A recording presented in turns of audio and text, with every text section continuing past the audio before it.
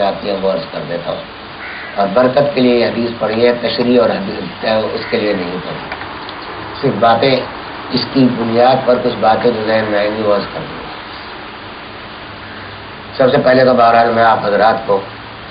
کیونکہ یہ ملاقات رمضان کے بعد پہلی ملاقات ہو رہی ہے، تو رمضان کی مبارکباد دیتا ہوں۔ رمضان کے اندر آپ نے جو کچھ محنتیں کی، جو کچھ روزے، تراویح، تلاوت، ذکر اور جو بھی اعمال کیے، جو دعائیں کی، اللہ ان سب کو قبول فرمائے۔ اللہ تعالیٰ ان کو، ان کے جو انوار و برکات ہیں وہ آپ کے دلوں میں رچ اور بس جائے۔ اب ضرورت اس کی ہے کہ یہ بیٹری جو آپ نے مہینہ بھر کنیکشن لگایا تھا، یہ چارج کی تھی، اس بیٹری کو اب ڈسچارج ہونے سے بچائیں۔ یہ پورے سال کے لیے کافی ہوتی ہے رمضان کی بیٹری، یہ ڈسچارج ہوتی ہے کن چیزوں سے، یہ ایک الگ موضوع ہے، تو وہ آپ جانتے ہیں۔ ابھی فی الحال تو میں اس حدیث کے بارے میں کچھ عرض کرنا چاہتا ہوں۔ اس میں سب سے پہلی بات جو فرمائی کہ ایک زمانہ لوگوں پر ایسا ہے، یہاں مومنین کا بھی ذکر نہیں ہے، مسلمان کا بھی ذکر نہیں ہے، لوگوں کا لفظ ہے کہ لوگوں پر ایک زمانہ ایسا آ جائے گا۔ کیسا زمانہ آ جائے گا کہ اسلام کا صرف نام رہ جائے گا، اسلام سے کچھ باقی نہیں بچے گا سوائے نام۔ ایک تو جملہ یہ ہے۔ دوسرا جملہ یہ ہے کہ قرآن سے کچھ باقی نہیں رہے گا سوائے رسم۔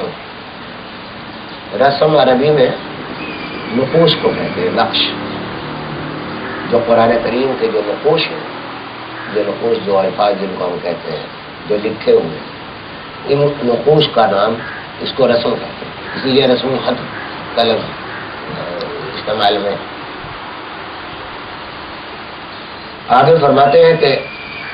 ان کی مسجدیں بہت آباد ہوں گی، بہت مزین ہوں، آباد ہوں گی بظاہری طور، یعنی ظاہری آبادی ان میں بہت ہوگی، بڑی بھی ہوں گی، خوبصورت بھی ہوں گی، قالین بھی بچھے ہوں گے، پنکھے بھی لگے ہوں گے، اے سی بھی لگے ہوں گے، یہ ساری ہوں گی، لیکن وہ خراب ہے۔ خراب عربی میں ایسی جگہ کو کہتے ہیں جو غیر آباد، بنجر۔ تو ظاہر میں دیکھنے میں تو وہی مسجدیں آباد ہوں گی، لیکن حقیقت میں ویران۔ اور اللہ اکبر، آگے بھی جملہ آ رہا ہے، وہ فرمایا اس میں کہ اور ان کے علماء ایسے ہوں گے،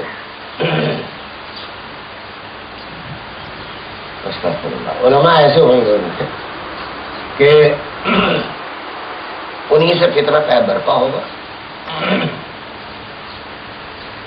اور وہ آسمان کے نیچے کی مخلوق میں بدتر ہوں۔ بد لفظ شر کا ہے، اشر کا لفظ نہیں ہے، یعنی ایک تو ہے کہ سب سے بدتر، ترجمے میں تو یہی لکھا ہے کہ سب سے بدتر ہوں گے، لیکن اب یہ تفضیل کا صیغہ نہیں ہے، شر کہا ہے کہ شر ہوں گے، علماء شر کی علامت بنیں گے آسمان کے نیچے کی مخلوق، اور فتنے انہیں سے برپا ہوں، وہ فتنوں کا ذریعہ بنیں گے، اور پھر فتنے انہیں کی طرف لوٹائیں۔ یہ اس حدیث کا ترجمہ ہے۔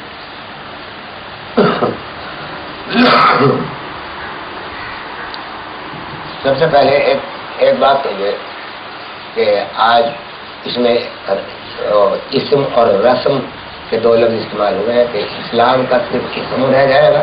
قرآن کا صرف رسم رہ جائے گا۔ تو پہلے میں ذرا ان دو لفظوں کی تشریح کروں کہ اسلام کا صرف نام رہ جائے، نام رہ جانے کا تو مطلب یہ ہوتا ہے کہ اسلام کی صورت بھی غائب ہو جائے، اسلام کی جو ظاہری صورت ہے وہ بھی غائب ہو جائے، صرف نام ہی نام باقی رہ جائے، اسلام لکھا ہوا کہیں نام رہ جائے گا، ایک مطلب کہ اسلام کا یہ، اور رسم کا مطلب یہ ہے کہ نقش رہ جائیں گے، معانی وغیرہ کی طرف دھیان نہیں رہے گا۔ تو اب جائزہ یہ لینا ہے کہ ہم نے الحمدللہ ایمان ایک یہاں خوشخبری بھی ہے اس حدیث میں، اور وہ خوشخبری ذرا غور کرنے سے معلوم ہوتی ہے، اس میں الفاظ میں نہیں ہے۔ وہ خوشخبری یہ ہے کہ اس میں یہ فرمایا صلی اللہ علیہ وسلم نے کہ لا یبقى من الاسلام الا اسمہ، اسلام کا لفظ فرمایا، ایمان کا لفظ بھی فرمایا، یعنی ایمان باقی رہے گا، ورنہ اگر ایمان میں بھی کوئی کمی آتی یا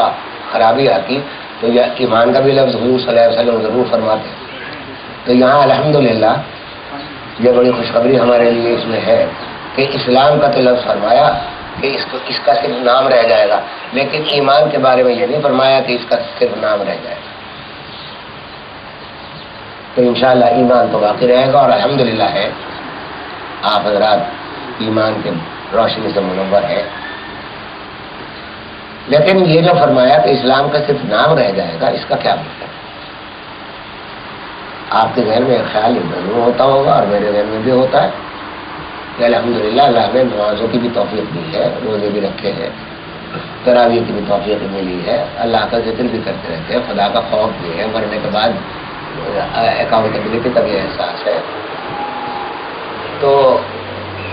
اب نام کیا رہے گا؟ عبادات بھی ہم اللہ تعالیٰ کی کرتے ہیں، ہر طرح کی مالی عبادات بھی کرتے ہیں، جسمانی عبادات بھی کرتے ہیں، تو پھر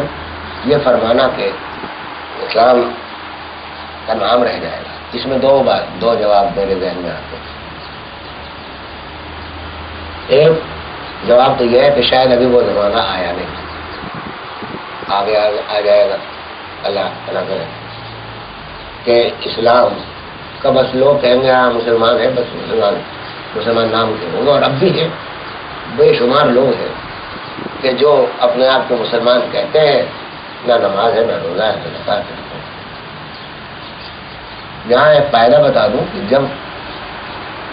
کسی چیز میں کوئی کثرت پائی جاتی ہے تو پھر اس میں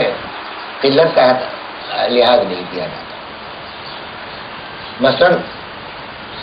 فرض کیجئے کہ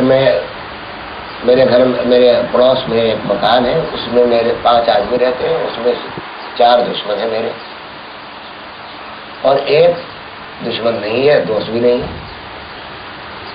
تو اگر کوئی مجھ سے کہے کہ بھائی چلو اس مکان میں ملو پڑوسی کے، تو میں یہ کہوں گا کہ بھائی یہ میرے دشمنوں کا گھر ہے، حالانکہ یہ کہنا لغتاً صحیح نہیں ہے، محاورتاً تو صحیح ہے، کیونکہ وہاں ایک آدمی ایسا بھی ہے جو دشمن نہیں، سمجھا، لیکن ہم اس پورے گھر کو دشمن کا گھر کہیں گے محاورتاً۔ تو اس لیے جب اکثریت ایسی ہے کہ جہاں مسلمان نام کے ہی ہیں، نماز نہیں پڑھتے، روزہ نہیں رکھتے، حج زکات کا کوئی فکر نہیں، حرام اور حلال کی فکر نہیں، کیا بتاؤں، دکھ ہوتا ہے۔